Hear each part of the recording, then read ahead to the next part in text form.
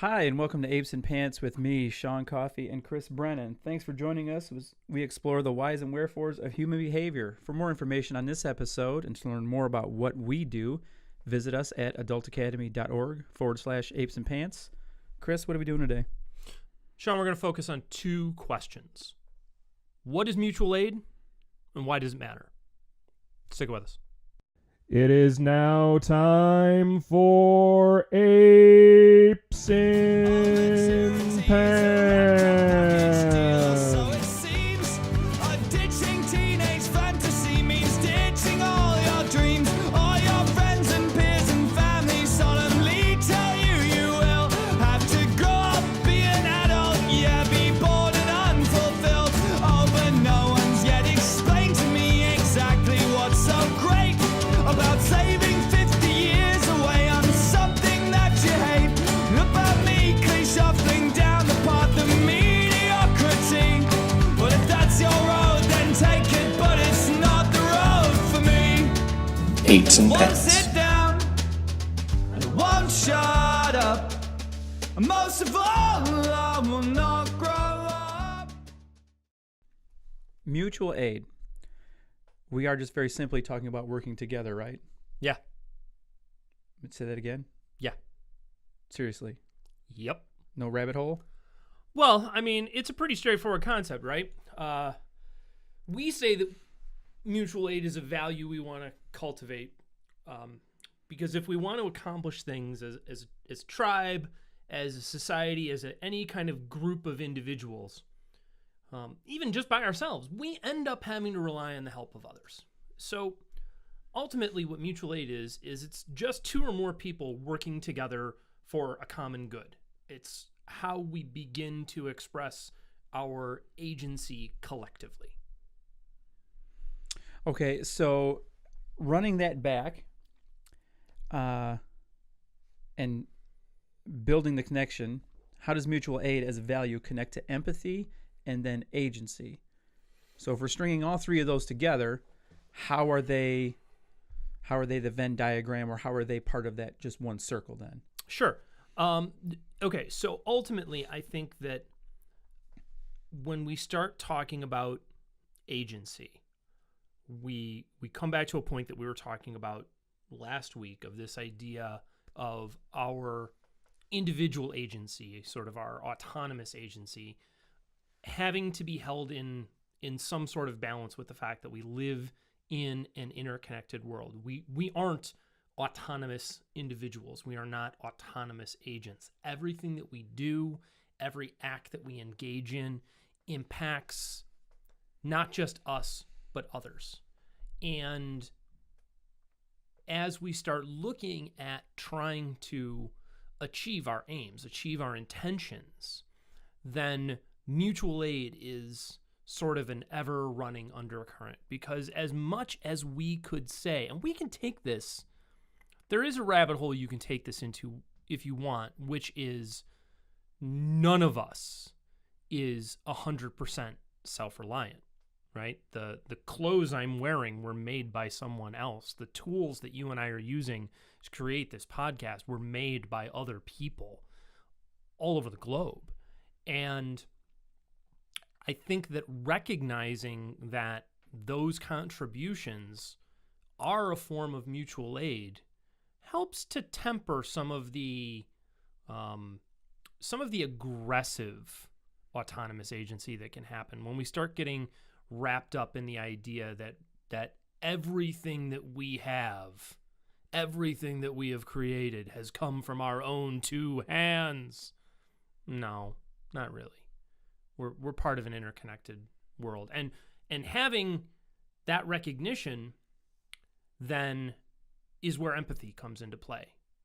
Engaging with others in an empathetic way and recognizing that they have agency and that we ought to be, and I am making this as an ought statement, we ought to be offering mutual aid to others, is part of holding this whole system in balance, of trying to achieve our own aims, our own objectives, achieving our intentions while at the same time trying to hold all of that in balance with other people. So I suppose it still is rooted right back to, and I don't know if you could come up with a top 10 list, top 3, top 5, but whatever those. This isn't BuzzFeed. No, but all the main parts of empathy, of how you're connected, what you can get out of having an understanding of somebody else's feelings, somebody else's plight. However, I guess. So let's look at it this way. Let me jump in and see if this helps with where you're going. So if I am standing anywhere, my field of view is limited to a cone. Maybe, and I don't know exactly, but I'm going to say maybe about 135 degrees that I can really focus on. And everything outside of that, part of it, the rest of the 180 degrees in front of my face is picked up by my peripheral vision. I got 180 degrees behind me that I can't see anything at all. I have to move my head. Now, empathy is turning my head or moving to stand in a different place to see the same problem from someone else's perspective. Mutual aid is somebody else putting their back up against mine to see what's behind me. I think it can be seen that simply. It is, or them stepping 5 feet to the left of me or 5 feet to the right of me and getting another perspective on something. Because if what I'm trying to see is what's behind that couch, well, if I'm sitting in this chair and I'm looking at that couch, there's a whole lot of stuff that I can't see. But if you go stand over in the other corner of the room, you have a different perspective. Now, I can try to just picture what's behind the couch from your perspective. That's me engaging with it empathetically, I should say. And on the other hand, if I ask you, hey, Shawn, what's behind the couch? Now we're engaged in a process of mutual aid.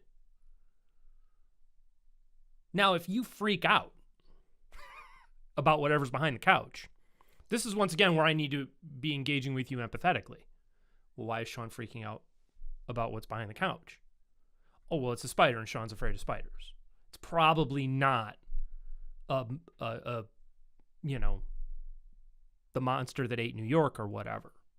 It's probably just a spider. But Shawn sees it from this perspective. And if I'm engaged with that, then I'm able to understand where you're coming from with your perspective. And now mutual aid and empathy are starting to interplay with one another. And if my objective, if my intention is to build something on the other side of the couch, well, now, in order to go about that process for my agency to be realized, I probably need not only your perspective, but your help. And maybe that's to say, oh my God, there's a spider. Or maybe it's to say, hey, Chris, there's a pole here. Oh, I don't see that from where I'm sitting. Yeah, no, there's an electrical box sticking right up in the middle of the floor. So the thing that you want to build ain't going to happen without us handling this problem first. It's a sloppy explanation, I admit, but... No, I think the standing back-to-back one makes sense. Just from that, going back to the viewpoint, you do have an idea of, and maybe, moving on past that. I don't want to get down that rabbit hole. It sounds like it would have just been a bunch of phrases of, he's not heavy, he's my brother, I've got your 6. And maybe it is just that simple. Maybe it's that easy to have and to do it with somebody. Don't know. Well, so we're recording this on the 10th of October.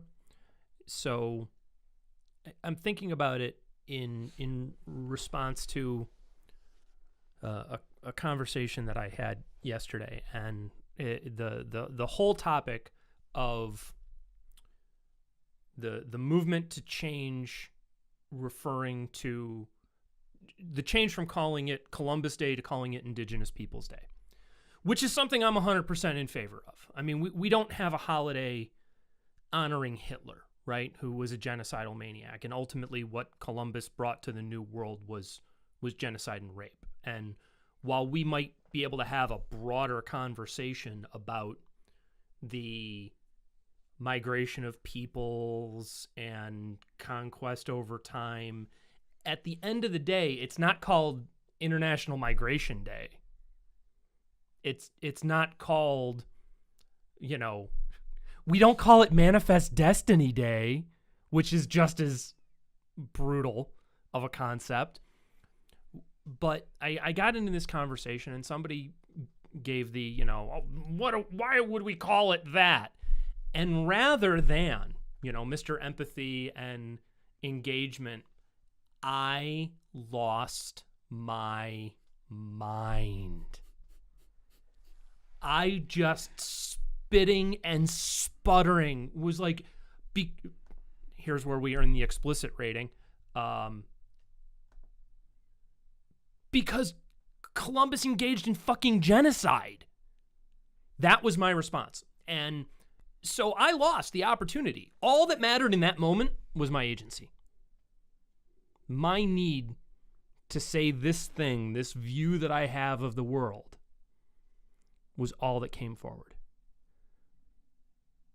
But because I didn't engage with this other person empathetically, because I didn't recognize that, you know, I'm dealing with somebody in their mid-60s who has their worldview, who perhaps is not ready, willing, able, whatever, doesn't have the language to examine this in a more nuanced light. They're just looking at it as, why do we have to keep changing things? That's not how I engage with it. I engage with this from this perspective of, oh my God, why can you not? Why do I have to teach you? You're supposed to be teaching me things still. Because he's older. But yeah. Assumed it was a guy. Yeah, no. We're bigger dicks about things like that. But so by totally losing empathy, I lost any opportunity at mutual aid. I lost any opportunity at offering a rational perspective on, well, but okay, why do you think it's bad that we call it Indigenous Peoples Day? I could have just asked that question. I could have just said, oh, well, why do you think that's a bad thing? And had a conversation.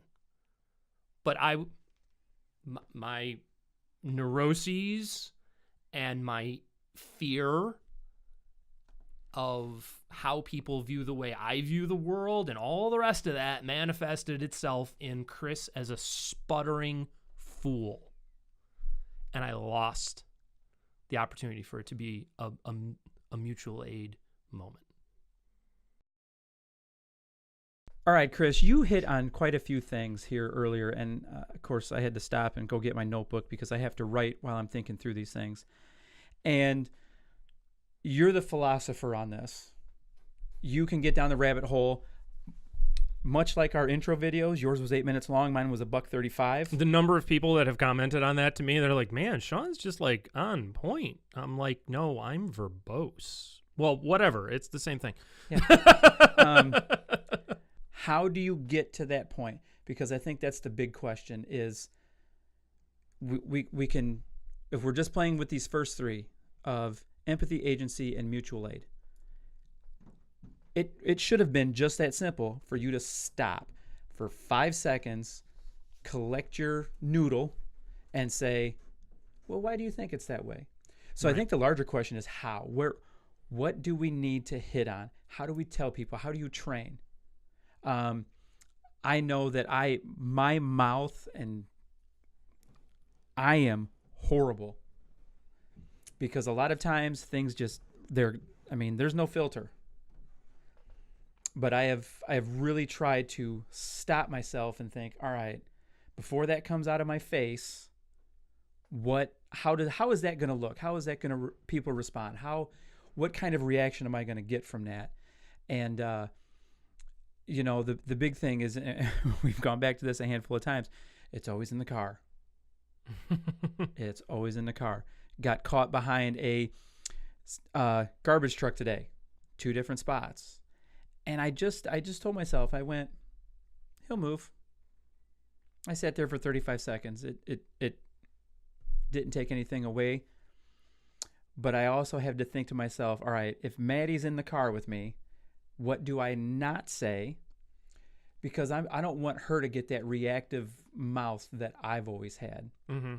So how do we filter out all the old and bad that we've been taught and slow it down and say, all right, I do need to think about these 3 things. I need to think about the reaction. I need to think about how this is going to be welcomed, not welcomed. How? So there's a handful of ways of thinking about this, I think, and that's my usual equivocation. So let's jump back. I think the first thing is some sort of priming, some sort of anticipation. And I'm going to jump back to my own little spaz out moment the other day, and I had a series of frustrating interactions with people over the course of the last really week, that where I felt that in order to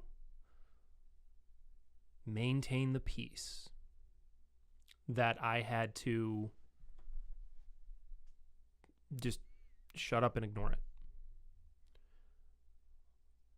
But what I didn't do was take the time to step back and process any of those interactions and say that I'm intentionally not engaging in this or responding to this because I'm trying to achieve a particular outcome. So what happened was it just started getting into the neurotic engine of, well, you shouldn't say anything because you'll upset people, and if you upset people, they won't love you, and the tirade that goes on and on and on. Had I flipped that, had I, throughout these various frustrations over the course of the last week, been taking a step back and priming myself to say, no, you don't need to just swallow it.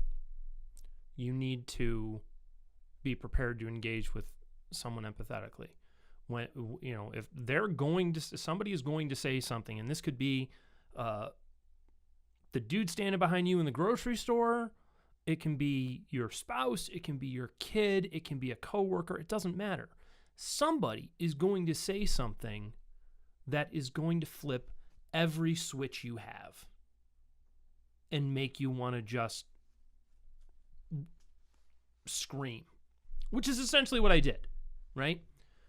Well, if instead of not preparing, you prime yourself with some sort of, okay, people are going to come at me today with things that are going to be challenging. How am I going to respond to that? That's one way, is to prime yourself to be empathetic. This is not a new idea. I'm stealing this straight from Marcus Aurelius's Meditations. And at the same time, I could be taking it right from Tony Robbins as well.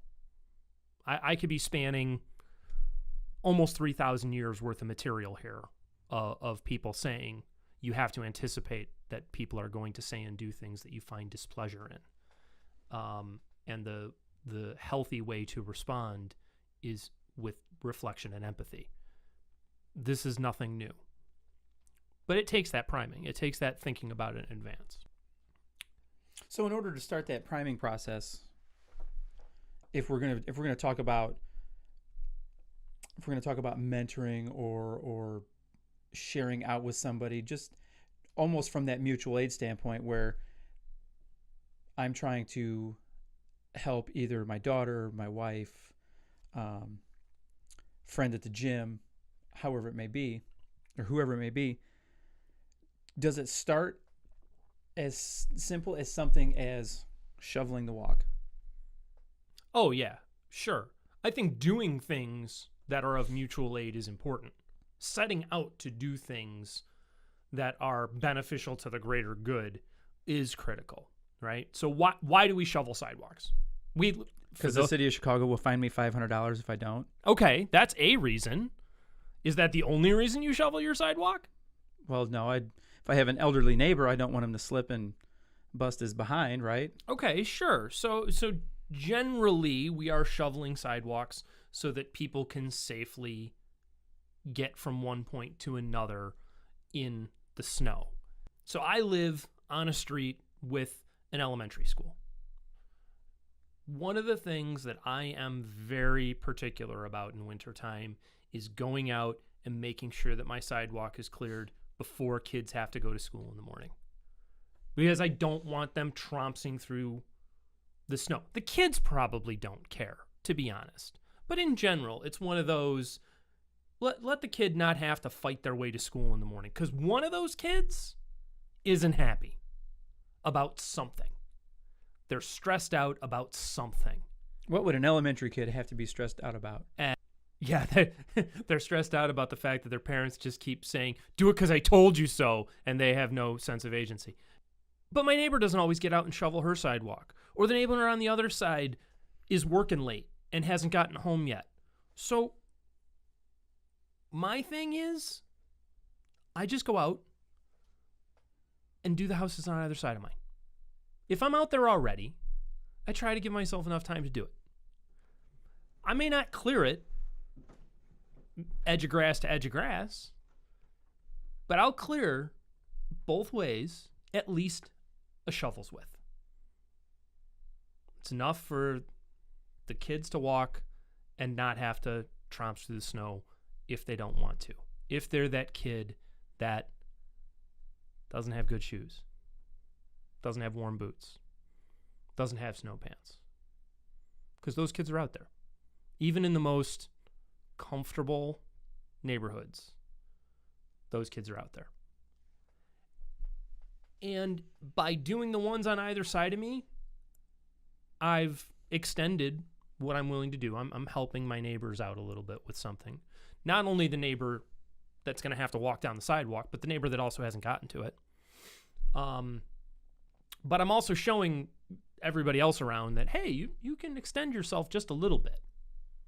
You don't have to be only focused on shoveling from your door to your car, which plenty of people do as well.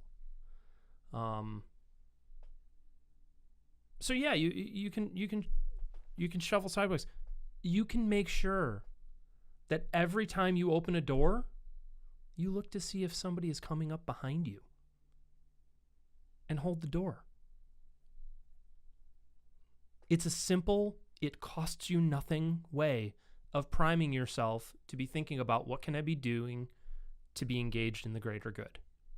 And yes, holding the door for somebody is being engaged in the greater good. Seems simple enough. I think it is. And I suppose it's probably things that we were taught, but never told the why. Maybe there was no reflection behind why my dad told me to do something, or to what end you doing this will give you later in life. Well, I think what it used to be called was manners. I think a lot of times that's a whole other episode. I am sure of that. Yeah, a lot. But ultimately, what are manners? Manners are a way of engaging with the world, mutual aid, in an empathetic way, and in mutual aid. We're not inventing anything new here by pulling in 6 core values. We're simply putting some measurable labels to them that might be a little more explicit than just saying use good manners.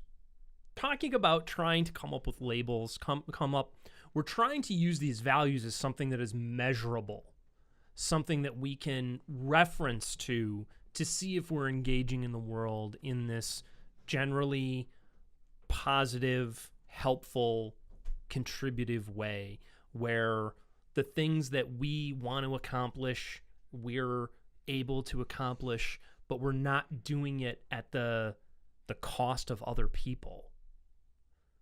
We really are just talking about being a decent person in the world at the end of the day. And so to bring it back a little bit, I guess, we could also talk about mutual aid as relating to doing something just because it's for the greater good, right? So an example might be people that work in the open source software community, right? Where they are developing programs and materials to accomplish something for the greater good, right? A software suite that a wider group of people will be able to use than just them. And they're generally contributing just of their own volition, just because they want to. They're not being paid to do this. It's not a paid project. It's just something that they're doing to try and make things better.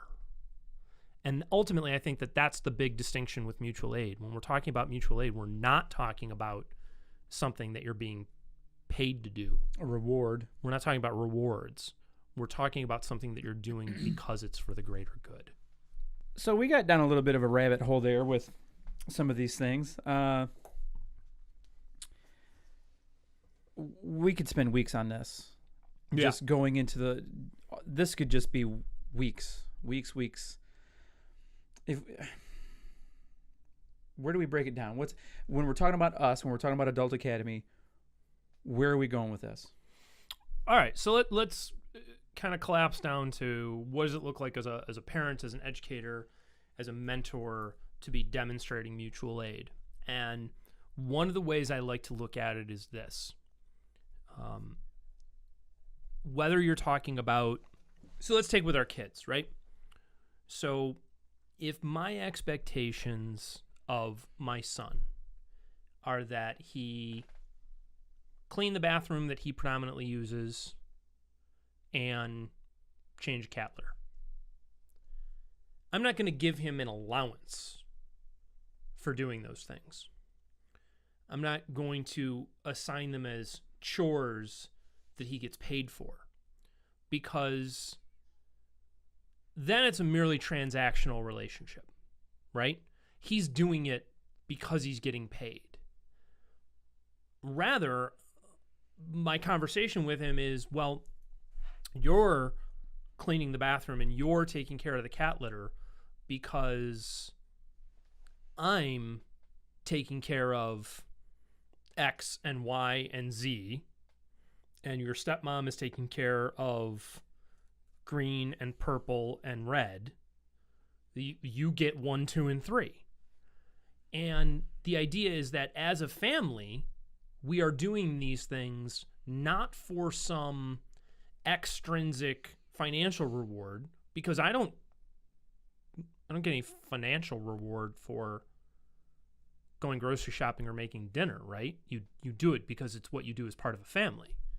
So that's one of the ways that we teach the importance of mutual aid, of just doing it for the greater good. In this case, the greater good being the household. In a classroom, you could be doing the same thing. You know, the group can be responsible for cleaning up at the end of the day. You know, I see this with the way my wife does chores, like classroom chores with grammar school kids. Right now she teaches 3rd grade. She's taught from kindergarten up through 3rd and spanned through there. The jobs that she assigns to kids throughout the week, everybody takes a turn throughout the course of the year. Everybody has every different job.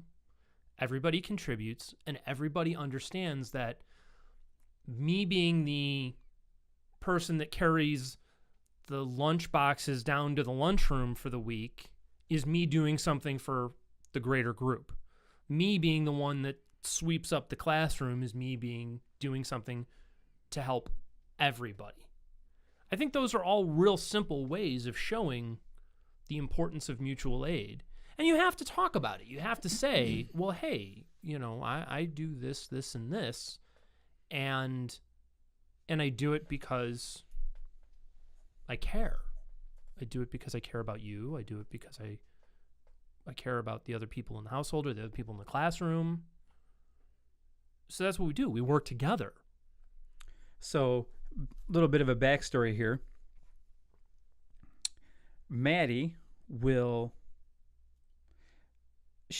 help out. She loves, if you give her something to do, she will do it just for the sake of doing it.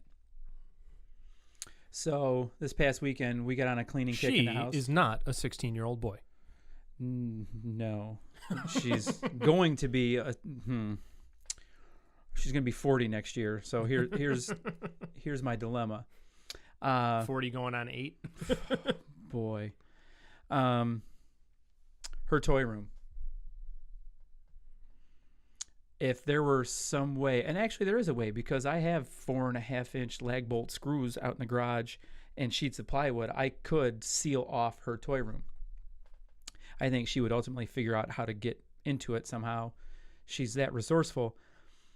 And as resourceful and as kind and caring and as smart as she is, this toy room, I swear, it is going to be the death of me. She will not clean it, and it's a fight. We left the gym yesterday. She had an opportunity to go with a girl at the gym, has four girls, and she loves going there, and they love having her. And quite honestly, yesterday afternoon, Marianne was running errands, and I thought, if I get 3 hours to myself, beautiful. Bye, kid. Get on with it. Mom said, no, your toy room's not clean. And then it was just all downhill from there.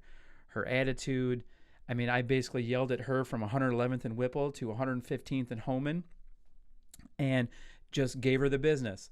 What did she do? She marches right into that toy room. Took her about 12 minutes to clean it.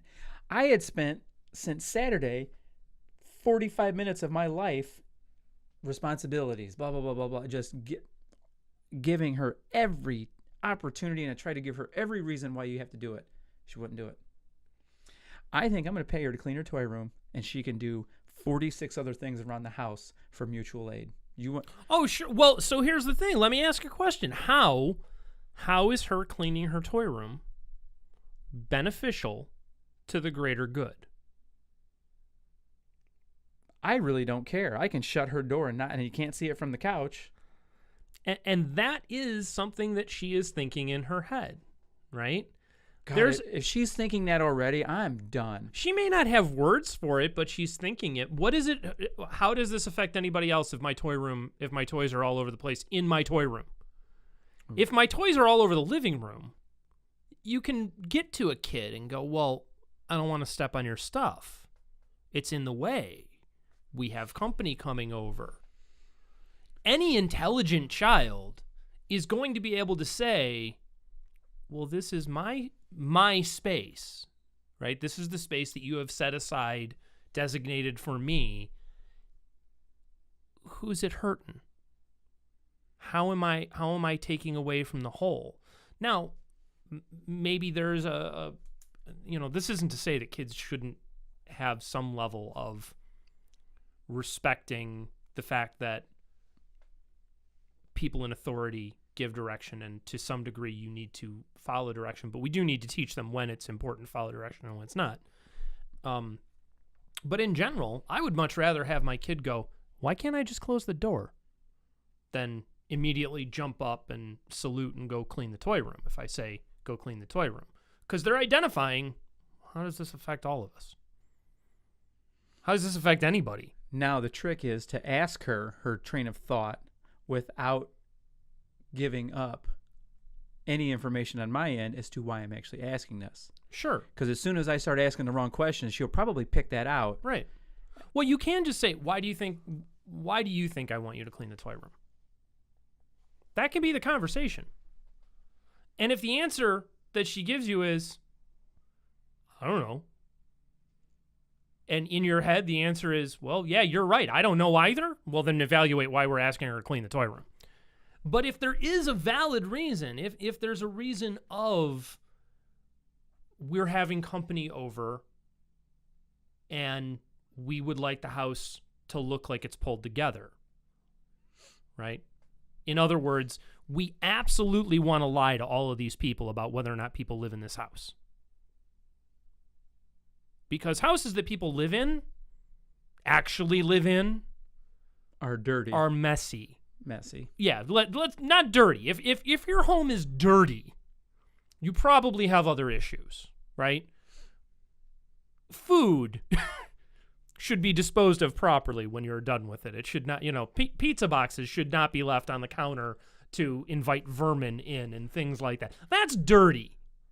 And there's a tendency for people to say, this house is filthy, when what they mean is it's disorganized.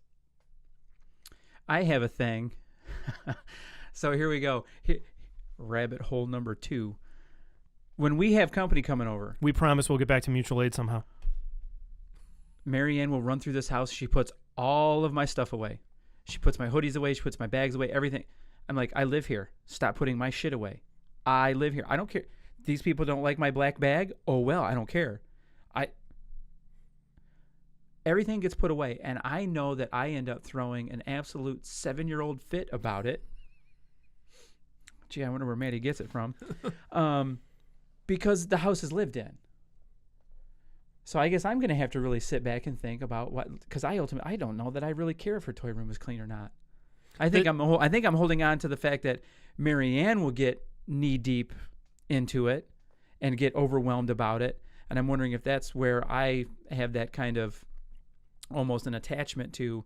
Well, if she's upset, if Mama's not happy, nobody's happy. I better be angry about the toy room because I don't care. Shut the door, kid. And that, I mean, there's some things like, with, my son's 16 and a half. I made the decision many years ago. I was never going to argue about a bedroom. There have been a couple of times where I have said, you need to clean your room by this date. I have a task that I need you to accomplish. I have a task that needs to be accomplished. This room needs to be cleaned. I need it to be done by X date. The follow-up is, if it's something that matters enough to me that it must be done, I will do it. I'm asking you to do it because it's your stuff. You ultimately have created this vortex of entropy. And it sort of should be something that you need to take care of because you're a 16-year-old boy and the room is starting to smell. However, if it's that big of a deal that it get cleaned, I will absolutely go in there and clean it. And not in the, I'm going in there with trash bags and dumpsters. But in the, if it matters so much to me that this be done, well, then I'm just going to do it. I'm not saying that's the right way to handle things at all. I'm not claiming to have the perfect set of solutions on parenting by any stretch of the imagination. I'm winging it here just like everybody else is. Hopefully a little bit more than winging it. There's some intentionality to it. But at the end of the day, I'm going to be way more likely to say, hey, why haven't you cleaned the bathroom? Than I am to care about his room. Bathroom's a communal space. Whether or not you are taking care of the bathroom is a matter of doing something that is mutual aid. Cleaning up your stuff in the living room. That impacts everyone in the household. Your bedroom, having clothes thrown all over it, it's got a door. I can close it. Simple enough. Yeah, and I mean, again, I don't think either of us, I don't think either of us in this project are setting out to claim that we have some sort of perfect knowledge or certainly nothing like perfect parenting or perfect mentoring. All we're setting out to do is offer the thoughts and perspectives that we've gained through our experience in trying to raise people that care about things that matter. And I think we've both done that, You know, our kids are very small end sets of the group that we've tried to do that with. You know, realistically, how many students do you think that you had in the 12 years that you taught in CPS? How many students? How many students do you think you personally had in the 12 years that you had teaching with CPS? Let's see. Quick math. 7. Ooh, there was.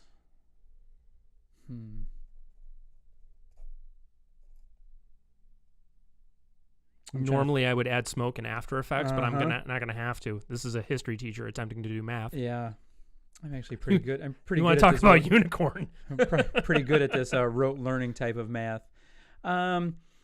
I would say the 4 years that I was at OR, it would be not taught directly, but I had a pretty good handle on all the kids in that building. And even at 700 at its largest, I knew 500 of them. Okay. I mean, I knew, I could have conversation. I mean, I knew these kids. Sure. But let's just take it down to the kids that you actually had in a class in any 1 year. How many kids did you teach in any 1 year? 150 to 175. Okay. Let's round down. 150. You taught for 12 years. Here, now we get the math. Here, listen to So that's 1,500 plus 300. 1,800 students that you personally taught over the course of the last 12 years. I spent the last decade as a scout leader. In that time, I have probably worked with, as a scout leader, I've probably worked with 250 kids, because you see the same kids year after year after year after year after year, right? Hopefully they stay with the program. But during that same 12-year time that you were teaching in CPS, I was teaching firefighters. I would see 300 a year. The lessons that you and I are bringing to the table, hopefully, are rooted in the experience of working with people and how to get the best out of people and how to get people working towards shared common goals and towards the betterment of all of us. And I think that that's an important thing for us to come back to every once in a while, and not in some sort of, respect my authority sort of way, but just as we've given some real thought to this. And at the same time, we're not claiming to have all the answers. No, and I don't think either one of us also believe truly that we have any authority. Oh God, no. I Shawn, we're sitting in your basement talking to one another with microphones. Yes. No, we don't. And the 6 people that view this a week, right? Yeah, no. Probably really aren't giving us any credit or authority for that matter. So, again, the idea of his people would follow him anywhere, but only out of a morbid sense of curiosity. I accept that that's a possibility. So yeah, so that's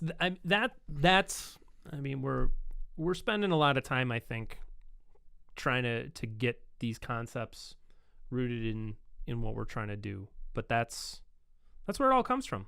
It comes from the better than a decade's experience that each of us have trying to grow people and develop people of character who will do good in the world. And that's what we're talking about ultimately. That's where a lot of this comes from, is that idea that trying to do good in the world, that's what mutual aid's all about. Good stuff, Chris. Well, thanks. So, next week, let's balance out this mutual aid concept a little bit and talk about self-reliance. Sounds good. All right. That's it. Glad you could come along this week with us. As always, we're going to end it with a big thanks to singer-songwriter Frank Turner for the use of his song Photosynthesis as our theme song. Do us a favor, do him a favor, and visit frank-turner.com to check out his work. Follow the links in the show notes to buy his songs on iTunes or Amazon. And if you purchase through Amazon, you also support this show. Please subscribe to the podcast. Sign up for our email list to get notifications of all our new content, and share what we're doing here with your friends. You can visit us at adultacademy.org to find all of our content, buy a t-shirt from our Teespring store, and support us using the Amazon link in our menu bar. There's no more valuable resource any of us have than our time. Thanks for spending your time with us today. Cheers.